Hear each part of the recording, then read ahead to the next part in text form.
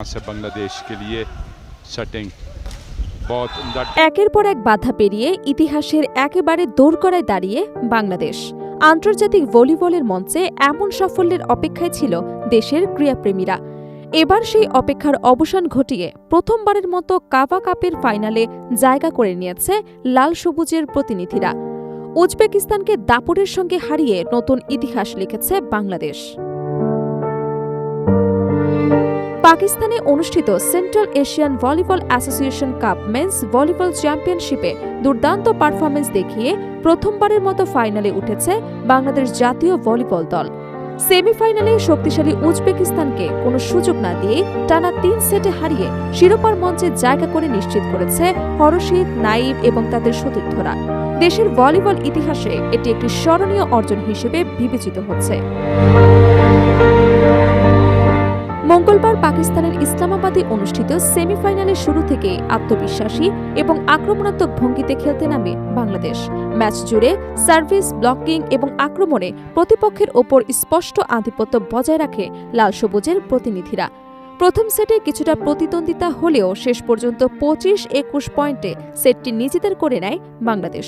প্রথম সেট জয়ের পর আরও আত্মবিশ্বাসী হয়ে ওঠে বাংলাদেশ। দ্বিতীয় সেটের শুরু থেকে লিড নিয়ে খেলে দলটি। উজবেকিস্তান কয়েকবার ব্যবধান কমানোর চেষ্টা করলেও বাংলাদেশের সুশৃঙ্খল রক্ষণভাগ এবং কার্যকর আক্রমণের সামনে তারা বারবার ব্যর্থ হয়। শেষ পর্যন্ত ২৫-২০ পয়েন্টে দ্বিতীয় সেটও জিতে নেয় বাংলাদেশ।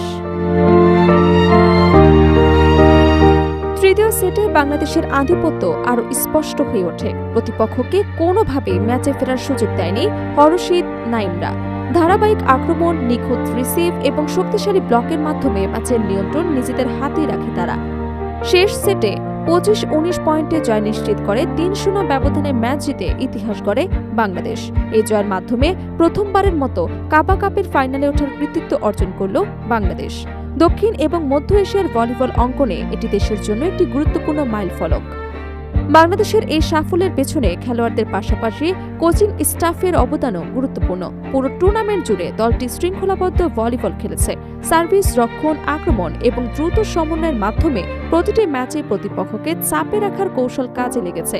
সেমিফাইনালেও সেই ধারাবাহিকতার ব্যতিক্রম ঘটেনি। অন্যদিকে দ্বিতীয় সেমিফাইনালে স্বাগতিক পাকিস্তানের মুখোমুখি হওয়ার কথা রয়েছে শ্রীলঙ্কার।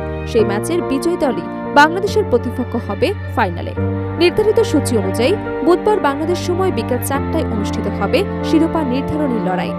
এখন বাংলাদেশের সামনে অপেক্ষা করছে আরও বড় চ্যালেঞ্জ। প্রথমবারের মতো ফাইনালে ওঠার আনন্দের সঙ্গে যোগ হয়েছে শিরোপা জয়ের স্বপ্ন। পুরো টুর্নামেন্টে যেভাবে আত্মবিশ্বাসী এবং দাপুটে ভলিবল খেলেছে লাল সবুজের প্রতিনিধিরা, তাতে ফাইনালেও ভালো কিছুর প্রত্যাশা করেছে দেশের ক্রীড়াপ্রেমীরা। কাভা কাপের ফাইনালে বাংলাদেশের এই যাত্রা শুধু একটি ম্যাচ জয়ের গল্প নয়, এটি দেশের ভলিবলের অগ্রযাত্রার প্রতীক। আন্তর্জাতিক মঞ্চে নতুন সম্ভাবনার দুয়ার খুলে দিয়েছে এই সাফল্য। এখন সবার দৃষ্টি শিরোপা নির্ধারণী ম্যাচের দিকে। ইতিহাসের প্রথম ফাইনালকে কি অবিস্মরণীয় করে ট্রফি উঁচিয়ে ধরতে পারবে বাংলাদেশ? সেই উত্তর মিলবে ফাইনালের শেষ বাঁশি বাজার পরেই।